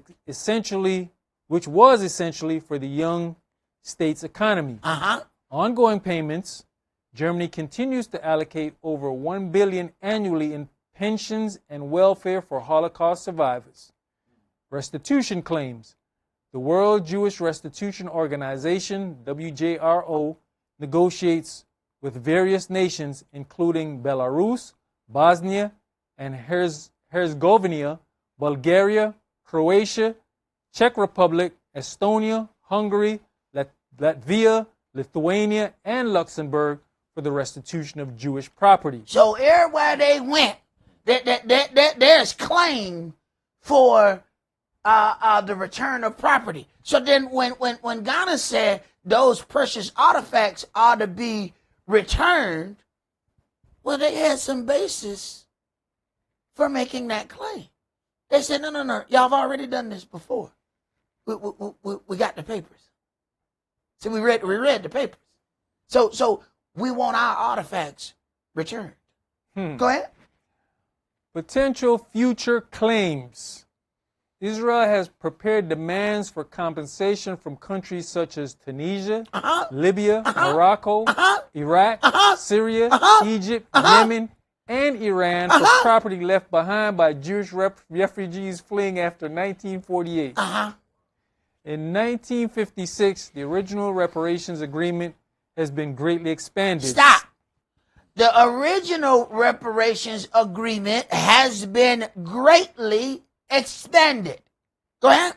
And over the years, Germany has paid billions of dollars to the victims of the Holocaust. In the 1990s, Jews began making claims for property stolen in Eastern Europe. Various groups also began investigating what happened to money deposited in Swiss banks by Jews outside of Switzerland who were later murdered in the Holocaust, and what happened to money deposited by various Nazis in Swiss banks. So not only did they want to know where their money was, what was the money of the people who did the wrong? Now, remember now, when this vote was held, one of the UN individuals for United States said it's not right to allocate funds for past wrongs. I'm sorry, what y'all think this is? Go ahead. In addition, individual companies, many of them based in Germany, began to be pressured by survivor groups to compensate former forced laborers. Former forced laborers. Now, this is very interesting. We about at the end of the class. This is the first time we hear forced labor. That's interesting. Especially when Yahweh said he's going to punish his people through servitude. It is funny. That's very interesting. Go ahead. Not how funny, but, you know. Among them are Deutsche Bank, Siemens, BMW, Volkswagen, Ford, and Opel. In response, early in 1999, the German government proclaimed that the establishment of a fund with monies from these companies to help needy Holocaust survivors. A similar fund was set up by the Swiss, as was a Hungarian fund for the compensation of Holocaust victims and their heirs. So, this part about making a fund for suffering is not a unheard of concept, and all of them are aware of it. Let's go to Deuteronomy chapter 28, and I want to read a few verses out of here.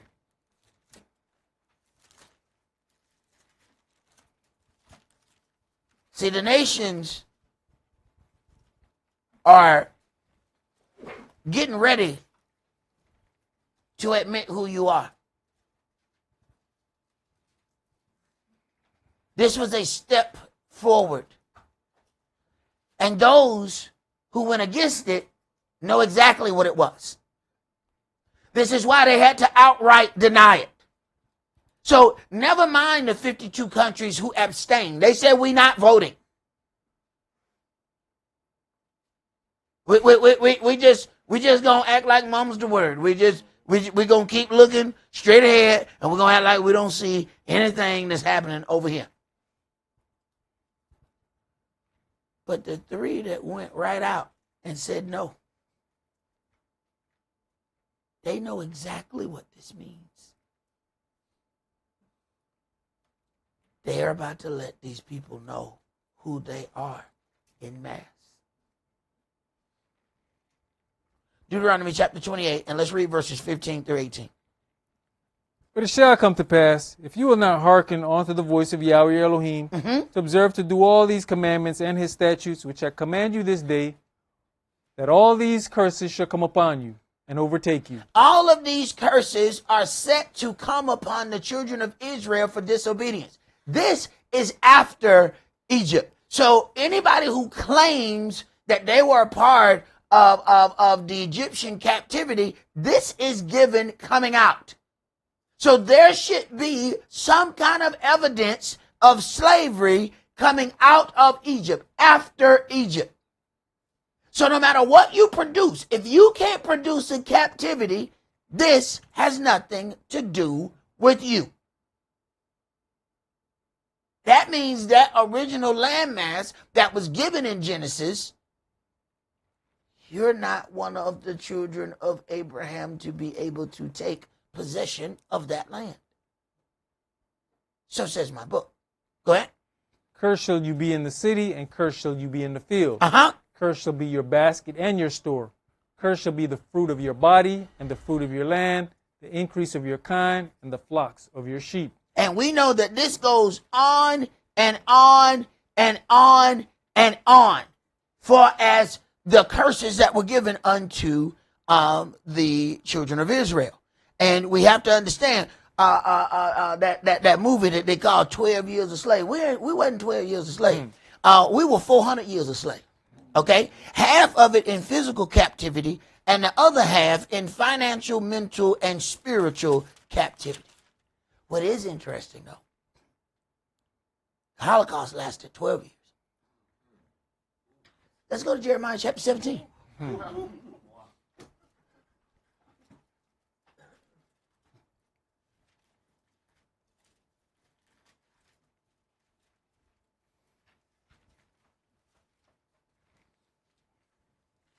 So 88 billion for 12 years. How much for 400?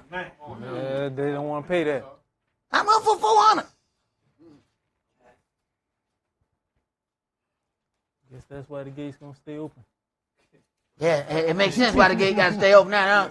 Pay on the 88 times 400 and carry the one, drop down and put that in the tens column, and then I'm gonna need a Texas Instrument to have this. All right, I don't even trust myself. Okay, all right. Jeremiah chapter 17. Let's read verses 1 through 9. The sin of Yehuda is written with a pen of iron and with the point of a diamond. It is graven upon the table of their heart and upon the horns of your altars.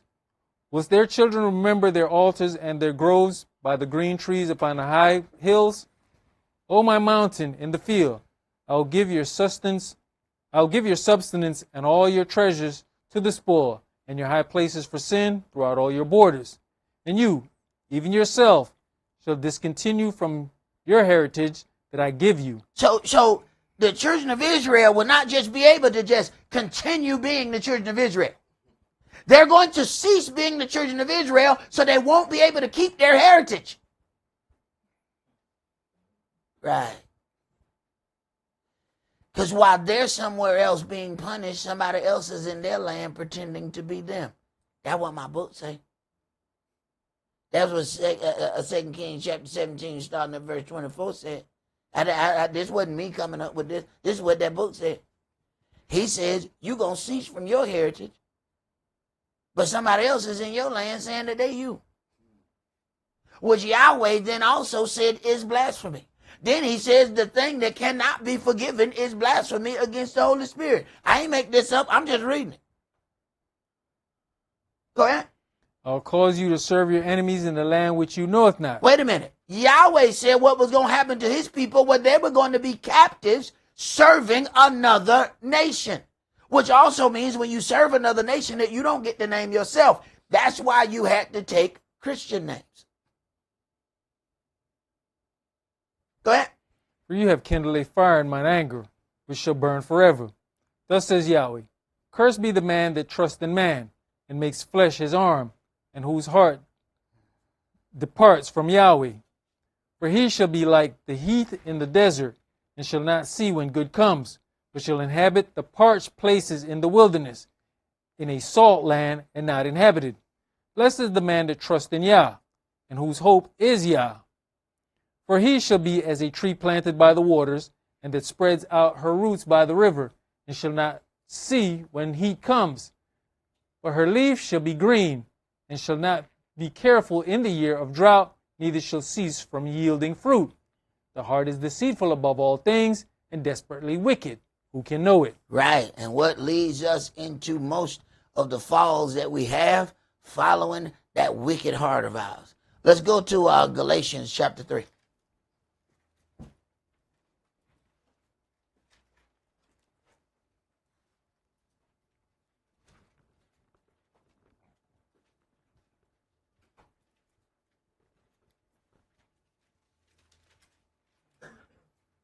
Galatians chapter 3, and I want to read verses 10 through 14. For as many as are of the works of the law are under the curse. For it is written, Cursed is everyone that continues not in all things which are written in the book of the law to do them.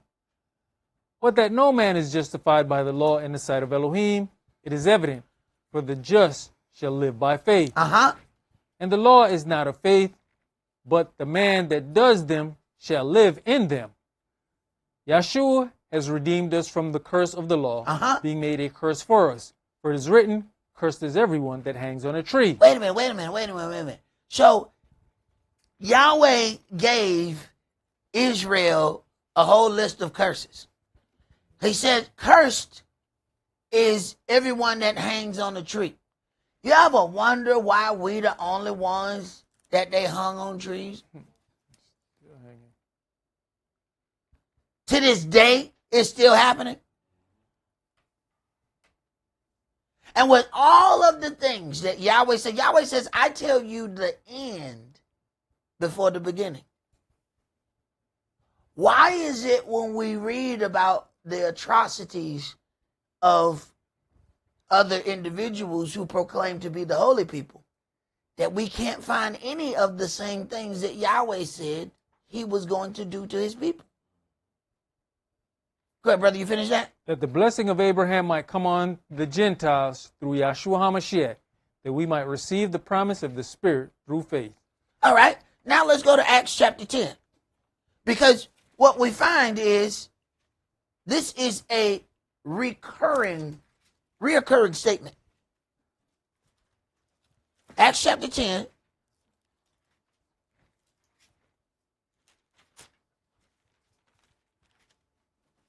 And I want you to read start at verse 34.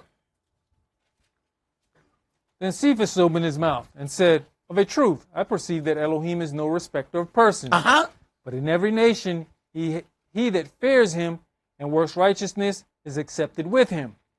The word which Elohim sent unto the children of Israel, preaching peace by Yeshua HaMashiach. He is Adonai of all. The word, I say, you know, which was published throughout all Judea and began from Galilee after the baptism which Yohanan preached. How Elohim anointed Yeshua of Nazareth with the Holy Spirit and with power. Wait. How Elohim anointed Yeshua of Nazareth with the Holy Spirit and with the power. He that blasphemed against the Holy Spirit shall not be forgiven. Oh, okay. See, sometimes you don't know who you're talking to or who you're talking about, because you don't know what the Holy Spirit gave them a job to do. Go ahead. Who went about doing good and healing all that were oppressed of the devil, for Elohim was with him. And we are witnesses of all things which he did both in the land of the Yehudims and in Jerusalem, whom they slew and hanged on a tree. I'm sorry, what did they do? Hanged them on a tree. Oh, okay. So he became a curse for us. He became a curse. And being that curse, he had to be then hung on a tree. Wait a minute. All these roads keep leading back to the same people. If it does not fit, you must acquit. Go ahead. Him Elohim raised up the third day and showed him openly, not to all the people, but unto witnesses, chosen before of Elohim, even to us, who did eat and drink with him after he rose from the dead. And he commanded us to preach unto the people, and to testify that it is he which is ordained of Elohim to be the judge of quick and dead. To him give all the prophets witness, that through his name whosoever believes in him shall receive remission of sins. All right. And now let us hear the conclusion of this matter. Let's go to Deuteronomy chapter 21.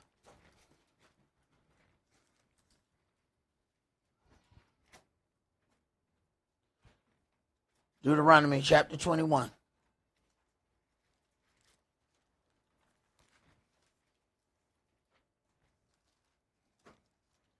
So if we have the blessing of Israel, because people will tell you what all they demand, because they say we are the chosen people. We're supposed to live great. We're not supposed to suffer any adversity or any of these things. But you can't have the blessing of Israel without undergoing the curses of Israel. So, let's read what he already said at the beginning. Deuteronomy chapter 21, and let's read verses 22 and 23. And if a man have committed a sin worthy of death, and he be put to death, and you hang him on a tree. I just need you to pause right there for a minute.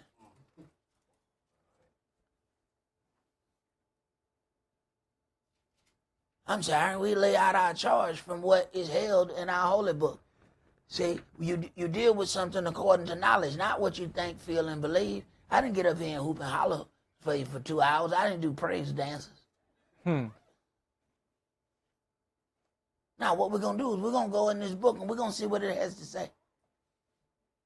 Because I can't go before my Elohim and just present an emotional display. Look how much I cry for you.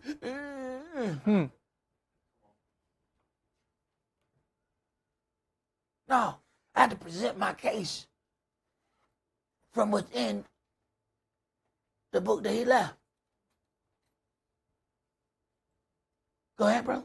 His body shall not remain all night upon the tree. One of the things that they did purposely was leave us on the tree. We have the famous picture of them in their Sunday best. They came from church and went automatically to go hang a brother and stood and posed under his body. There are children there and they're smiling.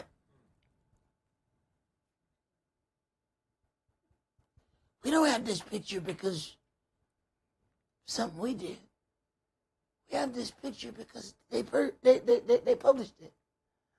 They were proud of it. That's why we have this picture. Not because of anything we went and discovered. They were proud of it. But now you got a reason to be proud of it.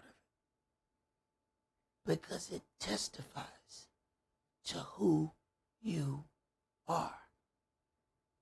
Go ahead, please. You know, Elder, we keep reading where it says, you are my witnesses. Those pictures are also witnesses that we are the witnesses of the suffering of Yahshua HaMashiach. Absolutely. And just like any Italian mafia, you try to kill the witnesses. Go ahead. But you shall in any wise bury him that day. For he that is hanged is accursed of Elohim. He that is hanged is accursed of Elohim. Thereby lies the curse of Israel. And if you endure the curse, you shall receive the blessing. Go ahead. That your land be not defiled, which Yahweh Elohim gives you for an inheritance. All right. That is all that we are going to do for today. Remember the Sabbath to keep it holy. Shabbat shalom. Shabbat shalom.